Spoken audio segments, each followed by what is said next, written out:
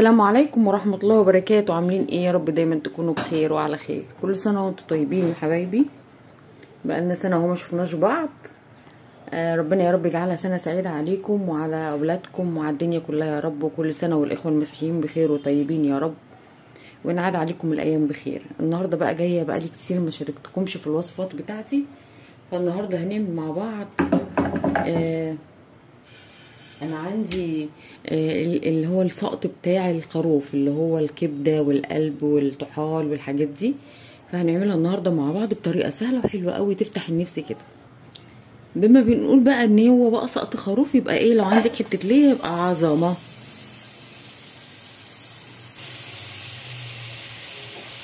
هنستنى بقى تسيح خالص كده وبعدين ننزل ببقيه المكونات بتاعتها.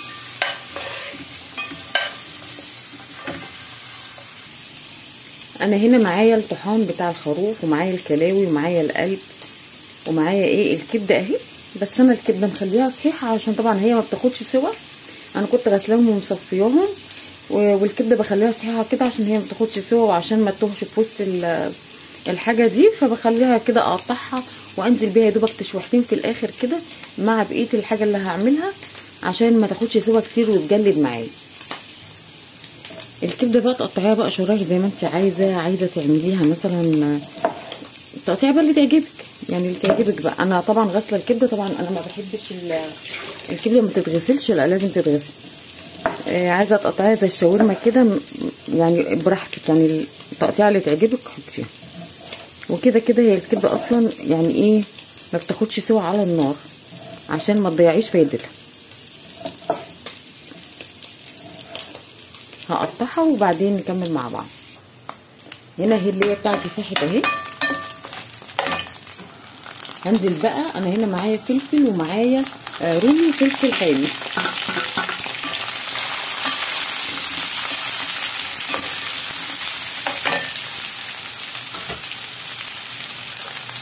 اشم بس ريحه الفلفل وانزل بالكبده والكلاوي والطحال.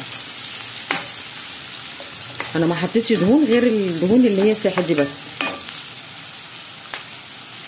هنا بقى هنزل بالكبده والكلاوي علشان خاطر هي بتاخد سوا عن لا الكلاوي والقلب والطحال، عشان بياخدوا سوا عن الكبده.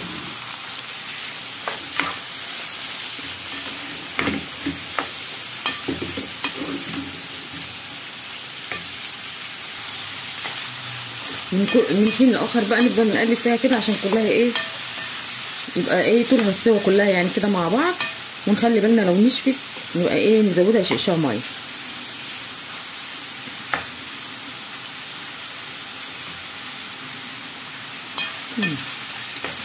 الاكله دي لها طعم كده ومذاق كده تحفه.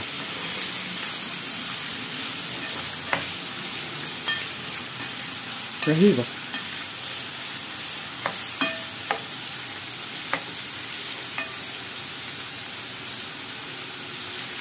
عايزه اعرف استوت ولا لا.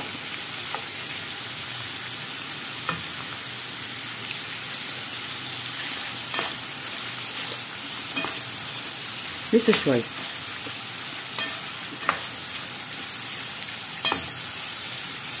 بس احنا طبعا لسه ما حطيناش بهارات ولا ملح ولا اي حاجه، هحطهم لما انزل بالايه بالكبده.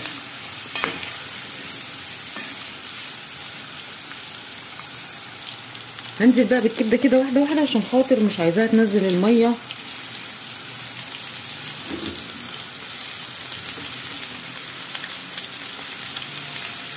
واحده واحده. اول ما احس ان الطاسه سخنت معايا هبتدي بقى اقلب بالحبه اللي نزلتهم.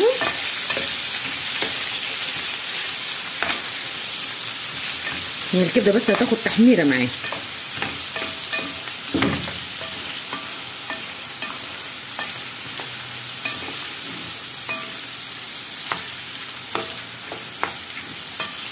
وهلم تاني على جنب كده وهنزل بحبه تاني.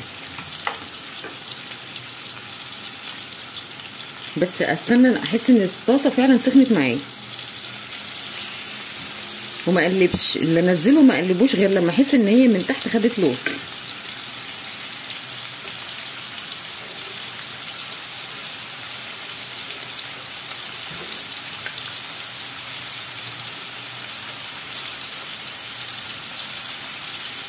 بصوا ده اللي انا بقول عليه. هي كده كده الكبده ما بتاخدش سوا. بصوا كده اقدر بقى ايه اقلب.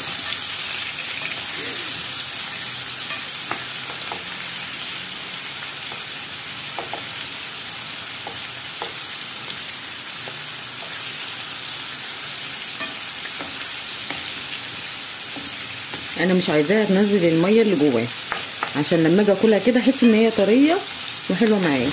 هقلب بقى كله.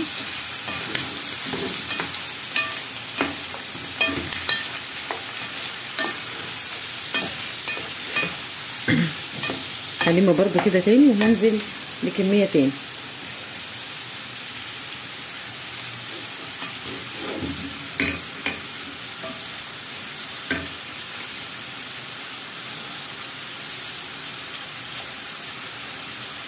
ما اقلبش،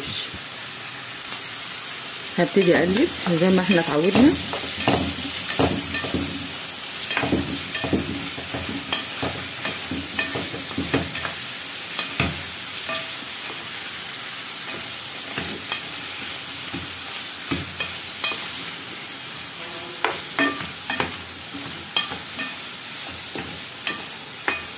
اخر حبه بقى معايا، بس ما احس ان الطاسه سخنت.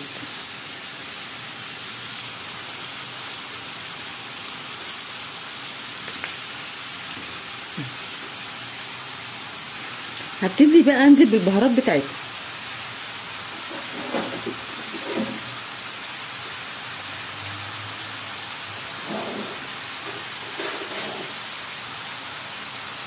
هي الكبده ما بتاخدش بهارات كتير، يعني ملح والفلفل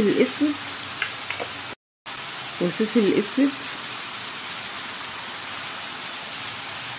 شويه بابريكا، رشه كمون،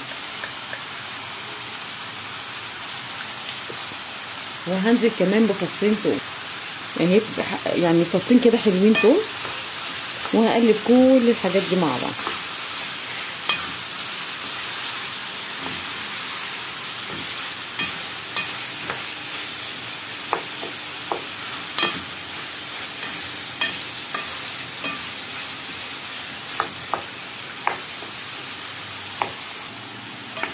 شوحنا التوم مع الخليط ده كله، وكله بقى اتشرب كده من بعضه. كده خلطتنا كلها وجبتنا كده خلاص جاهزه. هطفي عليه، وبصوا ما نزلتش الميه ولا اي حاجه، دي الدهون اللي احنا كنا حاطينها. خلاص كده هنقفل عليه. حبايبي دي وجبتنا النهارده، ان شاء الله تكون عجبتكم. سهله وبسيطه وجميله وما خدتش مننا وقت، وطعمها في منتهى الجمال. حمرت جنبها بطاطس، وكمان عملت سلطه خضار، سلطه خضراء قصدي. وكان عندي هنا فاصوليا خضراء جميله، قلت احطها جنب الاكل. وكان عندي رز برضو، عملت جنبها سلطه طحينه، وعملت جنبها جرجير.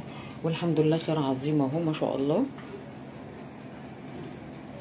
جربوها وهي مش محتاجه اصلا تفاصيل، هي جميله اصلا. اكله جميله قوي، من الحاجات اللي كمان المفيده. طبعا الكبده الضاني والكلاوي والحاجات دي حاجات حلوه ومعروفه، يعني في ناس بتحبها وفي ناس ملهاش تقول عليها، بس لو جربتوها والله حمرتوها كده بقلب بعض، جميله وسهله وبسيطه، وان شاء الله تعجبكم وتنول اعجابكم. ما تنسوش الاشتراك في القناه واللايك والتعليق الحلو اللي بيفرح قلبي. وكل سنه وانتم طيبين، والسلام عليكم ورحمه الله وبركاته.